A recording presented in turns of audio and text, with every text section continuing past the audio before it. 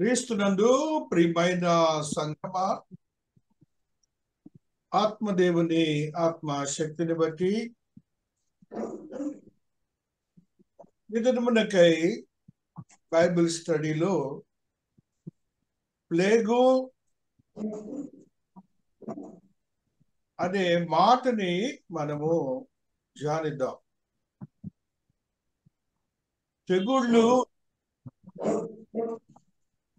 యొక్క నివారణ. ఇప్పుడు తెగులు అనేది ప్రపంచమంతా కూడాను విస్తరింపబడి క్రైస్తవుల మాటల్లోనూ అన్యుల యొక్క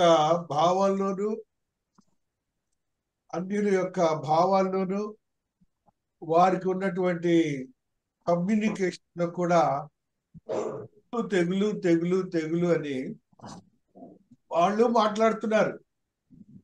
అయితే మన గ్రంథము తెగుళ్ళను గురించి కొన్ని సత్యాలు చెప్తుంది.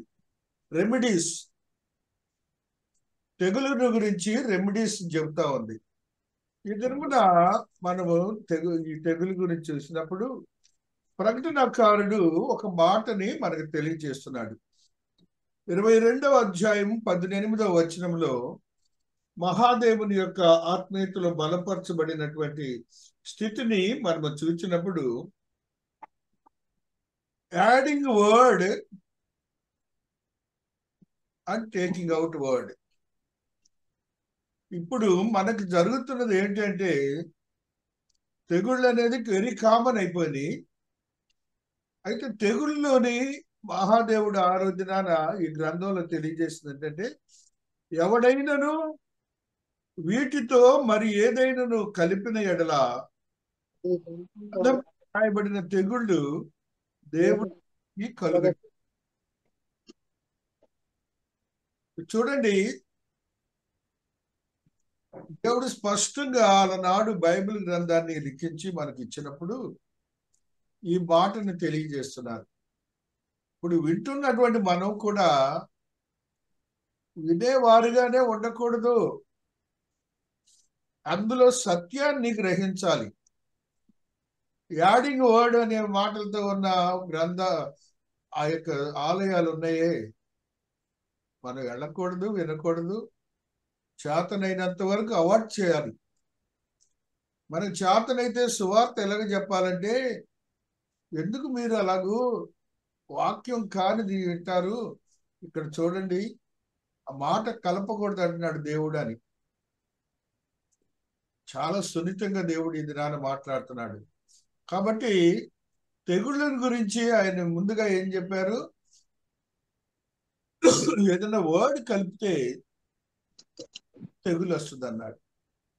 ఇప్పుడు జరుగుతుంది ప్రపంచం అంతా అది. తెగుళ్ళతోనే లోకమంతా ఉన్నది. ఆయన ఏమంటున్నాడంటే, మహాదేవుడు ఎగ్జోడస్ లో నిర్గమాకాండంలో దేవాది దేవుడు తెలియజేస్తున్న మాట ఏంటంటే, 11వ అధ్యాయంలో ఆ మహాదేవుడు ఈ మాటను తెలియజేస్తున్నారు. ఆయన తెలియజేసినటువంటి మాట 11:1-3 మహాదేవుని యొక్క మాట చూద్దాం. యెహోవా మోషేతో ఇట్లా, నేను ఫరో మీదకిని ఐగుప్తు మీదకిని ఇంకొక తెగులును రప్పించదను, అటు తర్వాత అతడు అక్కడి నుండి మిమ్మును పోనిచ్చును. అంటే దేవుడు తన బిడ్డల కోసం కూడా అవతల వాళ్ళ మీద తెగులును ఉపయోగిస్తాడట. అర్థం కదండి, అది కూడా మనం గమనించాలి. ఈ తెగులు ఎలాగ అవతల మీద వచ్చిందంటే, దేవునికి విరోధముగా ఉన్న మన మనుషుల మీద దేవుడు తెగుళ్ళని ఇస్తాడని మనం గమనించాలి. మహాదేవుని యొక్క ఆత్మీయతలో బలపరచబడినటువంటి ఆశీర్వాదకరమైనటువంటి స్థితిని మనం గమనిస్తూ మనముగా ఈ యొక్క మాటలన్నీ కూడా గుర్తించుకోవాలి. సంఖ్యాకాండంలో ఒక సత్యాన్ని దేవుడు తెలియజేస్తున్నాడు. 12వ అధ్యాయంలో ఈ సత్యం లిఖించబడి ఉన్నది. 12లో ఉన్న ఈ సత్యాన్ని మనం ఒకసారి చూసినప్పుడు 10వ వచనంలో మేఘమును ఆ ప్రత్యక్ష గుడారం మీద నుండి ఎత్తబడిను. అప్పుడు మిరియాము హిమము వంటి తెల్లని కుష్ఠము గలదాయను. అహరోను మిరియాము వైపు చూచినప్పుడు ఆమె కుష్ఠవల్లిగా కనపడింది. ఇక్కడ ఏం జరిగిందండి? ఈ తెగులు రావటానికి ఒక వ్యక్తి తెగులు వచ్చింది. ఎందుకు వచ్చింది? ఈవెన్ ఆరును కూడా వచ్చింది. కారణం ఏంటంటే దేవునికి విరోధముగా మాట్లాడటం. అంటే ఇక్కడ దేవునికి విరోధమైన మాటలు అనగా యాడింగ్. వీరిద్దరు కూడా తెలిసిండి చేశారు. ఆయన్నేమో మోషేనేమో దేవుడు ఒప్పుకున్నారు, వీళ్ళేమో వాళ్ళు ఇష్టం వచ్చినట్టు మాట్లాడారు. ఆ బిడ్డకేమో కుష్ఠవ్యాధి. కాబట్టి దేవుని యొక్క ఉగ్రత ఎలాగుంటుంది అనేది కూడా తెలియజేస్తున్నారు. మహాదేవుని యొక్క ఆత్మీయతలో కొత్త నిబంధనలో ఒక మాట చూస్తే యోహాను 3:14 ఒక సత్యాన్ని ఆత్మదేవుని తెలియజేస్తారు. అధ్యాయము 14 వచనాన్ని మనం చూసినప్పుడు ఆత్మదేవుడు ఈ రీతిగా మాట్లాడుతున్నాడు. అరణ్యంలో మోషే సర్పమును ఎలాగ ఎత్తనో అలాగే విశ్వసించు ప్రతి వాడును నశింపక ఆయన ద్వారా నిత్య జీవం పొందినట్లు మనుష్య కుమారుడు ఎత్తబడింది. నీ కోసం దేవుడు శిలువమానుపై వేలాడాడని చెప్తున్నాడు, తెగులు రాకుండా ఉండాలని. అయినా కూడా ఆయన వేలాడినా ఒకటే, మనకి వేలాడకపోయినా ఒకటే. మన యొక్క భావాలన్నీ కూడాను ఆ రీతిగానే ఉంటున్నాయి. మహాదేవుని యొక్క ఆత్మీయతలో బలపరచబడినటువంటి మనము ఏ రీతిగా దేవుని యొక్క ఆత్మీయతలో బలపరచబడ్డాలో ఆయన తెలియజేస్తున్నాడు. పాపము చేసినప్పుడు, అంతేగా, పాపము చేసినప్పుడు ఏమవుతుంది? ఇలా జరుగుతుంది. దేవాతి దేవుడు శిలువ మీద నుండి నిన్ను రక్షించడానికి వస్తే మనమైతే మన సొంత భావంతోనే ఉంటాం. అలా ఉండొద్దని దేవుడు మనతో మాట్లాడుతున్నాడు. మరొక సత్యాన్ని మనం చదువుకున్నప్పుడు ఆత్మీయతలో బలపరచబడినటువంటి మనము కొరింథీయులకు రాసిన పత్రికలో ఒక సత్యాన్ని చదువుకున్నాం. 1 కొరింథీ 11:27 ఒక సత్యాన్ని ఆత్మదేవుడు తెలియజేస్తున్నాడు. చూడండి, కాబట్టి ఎవడు అయోగ్యముగా ప్రభు యొక్క రొట్టెను తినునో లేక ఆయన పాత్రలోని త్రాగున వాడు ప్రభు యొక్క శరీరమును గురించి రక్తమును గురించి అపవాది ఎగును. ఇందువలననే మీలో అనేకులు బలహీనులను రోగులనై ఉన్నారు, చాలా మంది నిద్రించుచున్నారు. ఇది గమనించట్ల ఎవరు కూడా సంఘంలో జరుగుతున్నాయి. ఇది గమనించట్ల. ఏదో తేలిక రొట్టెని అది చర్చిలో చూసా, కాపరేమో తీసుకొస్తున్నాడు, ఈయనేమో కాళ్ళు జాపాడు, ఆ రొట్టె ద్రాక్ష రసం ప్రక్కన పెట్టాడు, ముచ్చట చెప్తున్నాడు. ఏ విధంగా దేవుడు మాట్లాడుతున్నాడో మనకు తెలుసు. అయినా కూడా మనం మాత్రం మార్పు లేదు, వాక్యం వినము, మన ఇష్టం. దేవుని యొక్క మాటను కూడా వినే మనస్తత్వం ఉండాలి. నిర్గమాకాండం 15:26 ఆత్మదేవుడు మాట్లాడుతున్న ఈ మాటను కూడా మనం గమనిద్దాం. నిర్గమాకాండము 15:26 ఎంతో శ్రద్ధగా చెబుతున్నాడు దేవాతి దేవుడు. మీలో దేవుని యొక్క వాక్కును శ్రద్ధగా విని, ఏంటండి ఆ మాట? ఆయన దృష్టికి ఆయన ఆజ్ఞలకు విధేయులై కట్టడలని అనుసరించినడలా నేను ఐగుప్తీయులు కలుగజేసిన రోగంలో ఏది మీకు రానివను, నిన్ను స్వస్థపరిచి యెహోవాను. ఇంతకంటే మనకి వాక్యం ఎందుకు చెప్పండి, నాకు తెలియక అడుగుతాను. వాళ్ళు అదే కదా వాక్యం వినరు. ఆయన ఏంటి గంట చెబుతాడంటారు, ఆయన 15 నిమిషాలు చెబితే గొప్ప, ఆయనేమో ముచ్చట్లు చెబితే గొప్ప. ఇక్కడ ఏమంటున్నాడు ఆయన? శ్రద్ధగా వినాలంట, ఆజ్ఞలకు విధేయులు అవ్వాలంట. అది లేదు ఇప్పుడు సంఘాల్లో. సంఘాల్లో కాళ్ళు ఊపుకుంటే కూర్చుంటారు, నిద్రపోతా ఉంటారు. ఎందుకు ఉండవండి ఇవన్నీ కూడాను? ఎందుకు ఉండవండి ఈ తెగుళ్ళు? మనకు ఎందుకు ఉండవు చెప్పండి మీరే. మహాదేవుడు స్పష్టంగా వాక్యం ద్వారా మనందరితో మాట్లాడుతున్నాడు. ఆయనే మాట్లాడుతున్నటువంటి మరి యొక్క సత్యాన్ని కూడా ధ్యానిద్దాం. హల్లెలూయా. జకర్యా 14:12లో ఒక సత్యాన్ని చదువుదాం. జకర్యా 14వ అధ్యాయము 12వ వచనంలో మహాదేవుడు ఒక సత్యాన్ని మనకు తెలియజేస్తాడు. 4:12లో ఈ సత్యము లిఖించబడి ఉన్నది. మరియు యెహోవా తెగుళ్లు పుట్టించి యెరూషలేము మీద యుద్ధము చేసిన జనములందరినీ ఇలాగ మొత్తును. వారు నిలిచి ఉన్న పాటనే వారి దేహములు కుళ్ళిపోవను. వారి కన్నులు కనుతొరలలో నుండి కుళ్ళిపోవను. వారి నాలుకలు నోళ్ళలో నుండి కుళ్ళిపోవను. చాలా జాగ్రత్తగా వినాలండి. యెరూషలేము మీదకి యుద్ధము చేసిన ఈ జనమునంతని, ఇప్పుడు ఎవరెవరైతే యెరూషలేము మీద యుద్ధం చేస్తున్నారో మనం ప్రార్థనలు చేస్తున్నాం కదండి. ఏమంటున్నాడు వాళ్ళందరికీ జరిగేది? వారు నిలిచి ఉన్న పాటనే వారి దేహములు కుళ్ళిపోవును. వస్తున్నా లేదండి, దేవుని వాక్యము స్పష్టంగా జరగాల్సిందే. మహాదేవుడు మనతో మాట్లాడుతున్నాడు. ఆ దేవుని యొక్క మిస్యూజ్ చేస్తున్నారు. నిర్గమాకాండము సంఖ్యాకాండం 16లో ఈ మాట చదువుకుందాం. సంఖ్యాకాండము 16లో ఈ సత్యాన్ని చదువుకుందాం. సంఖ్యాకాండము 16వ అధ్యాయంలో ఈ సత్యం లిఖించబడి ఉన్నది. హల్లెలూయా. 1వ వచనాన్ని ఒకసారి చదువుతాం. మనవడును కహాతుకు మనవడును షారు కుమారుడు కోరహు రుబేనీయులు ఏలియాబు కుమారుడైన దాదాన వీరులు పేలిత కుమారుడైన ఓనిని యోచించుకొని వీరందరూ వారికి ఏదో ఒక పని చెప్పాడు దేవుడు. ఆ పని చేయరట. దేవుడు అంటున్నాడు, యెహోవాయే మనిషిని ఏర్పరచుకున్నో వాడే పరిశుద్ధుడు. దేవి కుమారులరా, మీతో నాకు ఏ పని లేదు. మరియు మోషే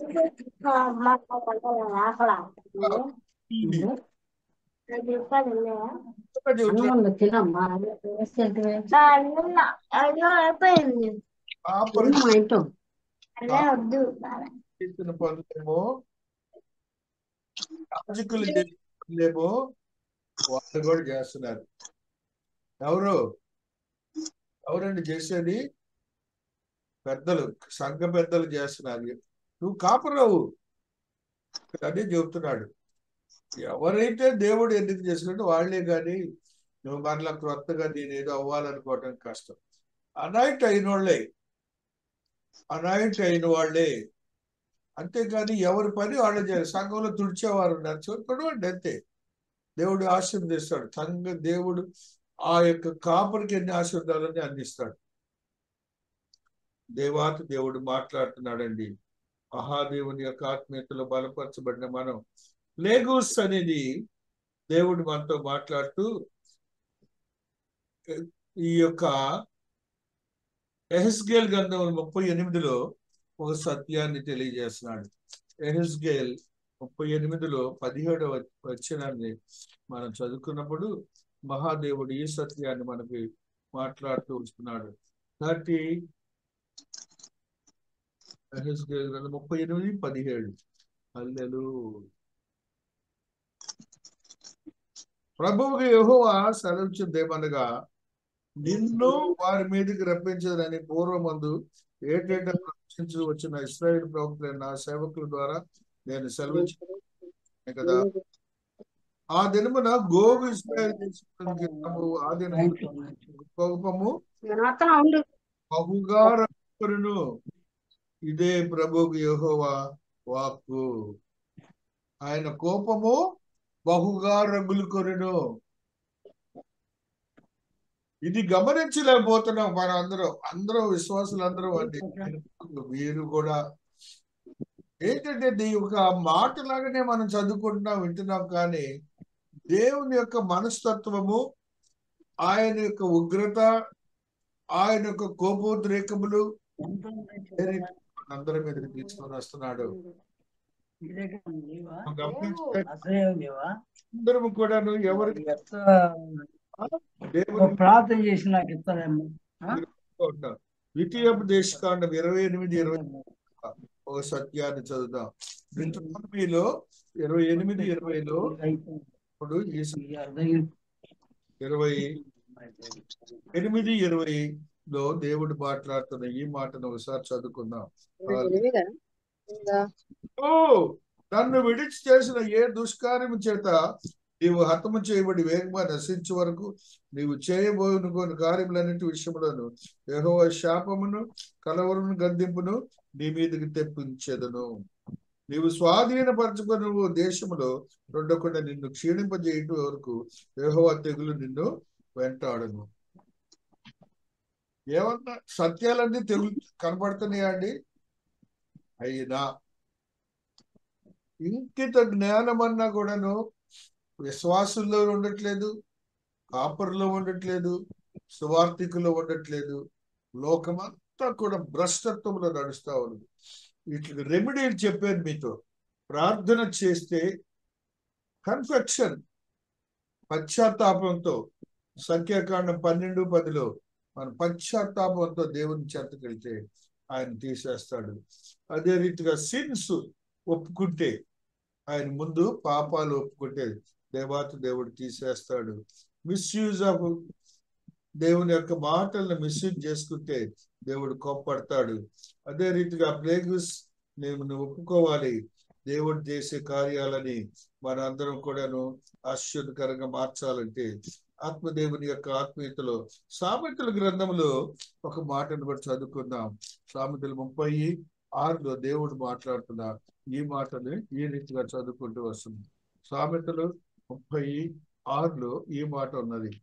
ఆయన మాటలతో ఏమీ చేర్చకము, ఆయన నిన్ను గద్దించునేమో, అప్పుడు నీవు అబద్ధికుడు వదువు.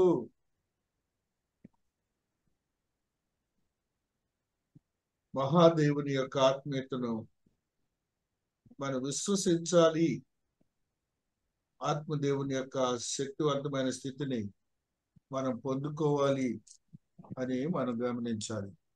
దేవుని యొక్క ఆత్మీయతలో బలపరచబడినటువంటి మనమందరం కూడాను యేసుగా మార్చబడే స్థితిగతులు మనం కలిగి ఉంటున్నాం. అవన్నీ కూడాను దేవుని యొక్క ఆత్మీయతను పోగొట్టేగా ఉంటాయి. కాబట్టి మనం ఆ రీతిగా ఉండకూడదని మహాదేవుడు తెలియజేస్తున్నాడు. శక్తివంతమైన దేవుని యొక్క ఆత్మీయతలో బలపరచబడినటువంటి మనం లేవీకాండంలో కూడా మాట చదువుకొని ముగించుకుందాం.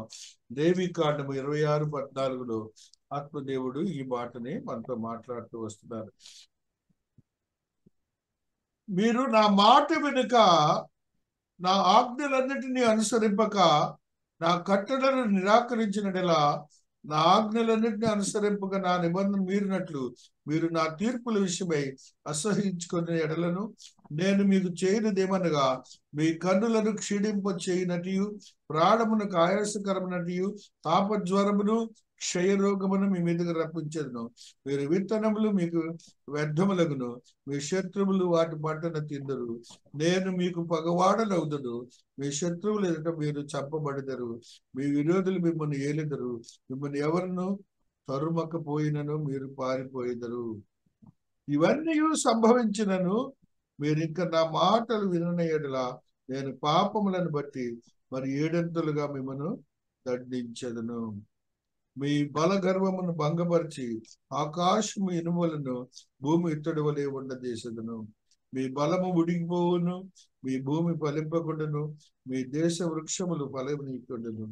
నా మాట వినోళ్ళక నాకు విరోధముగా నడిచేట్లా నేను మీ పాపములు బట్టి 7 మిమ్మల్ని బాధించదును. మీ మధ్యకు అడవి మృగములను రప్పించదును. అవి మిమ్మల్ని సంతాన రహితులుగా చేసి మీ పిషులను హరించి మిమ్మల్ని కొద్ది మందిగా చేయను.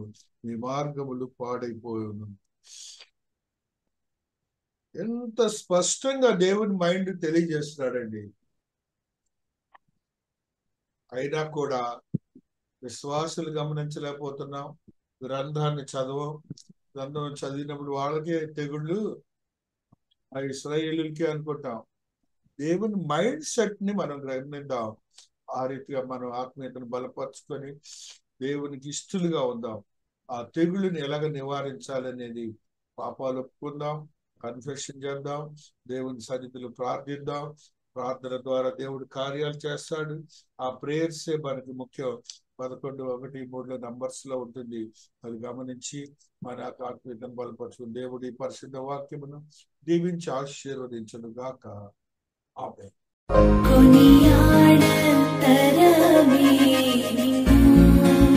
कोमल हृदया कोनियाड तरमे